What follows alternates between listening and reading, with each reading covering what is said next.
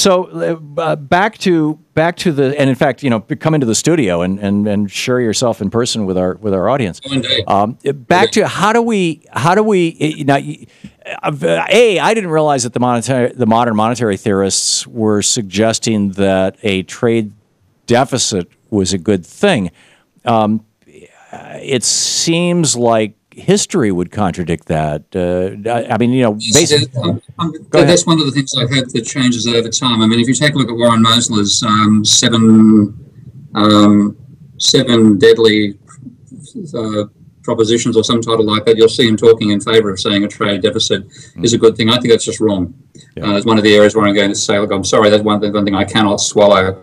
But I don't see that as being necessarily part of modern monetary theory. I think that that's a particular individual slant, but I've certainly seen that in the literature. So I think that's something, in my opinion, yes, it's clearly wrong. A country that runs a mercantilist policy like Japan did, like Germany did, does very well. And one of the best arguments in favour of that is neoclassical economics says it won't work.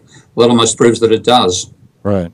And we, Hamilton borrowed that theory from the Tudor mercantilist policies, King Henry V, and he got them in the 15th century from the Dutch.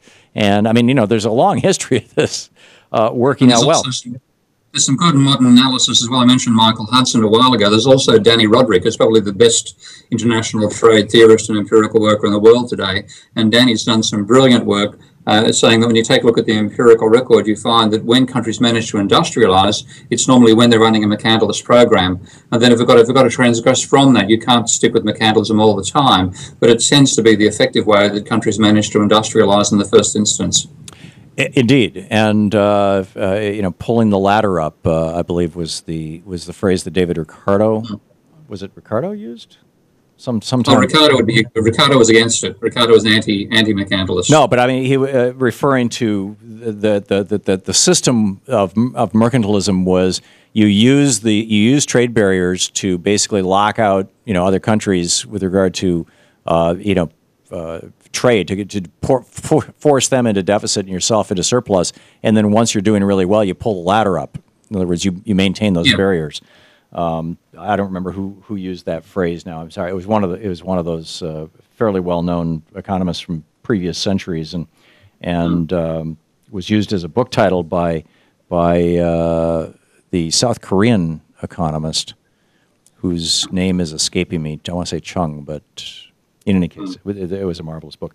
So what I'd like to get into is how does a country then go about doing this? Understanding that other countries are going to end up on the short end of the stick, but every country has a certain amount of nationalism, and hey, let's do what's in the best interest of our country, and if another country chooses not to, that's their problem, I suppose.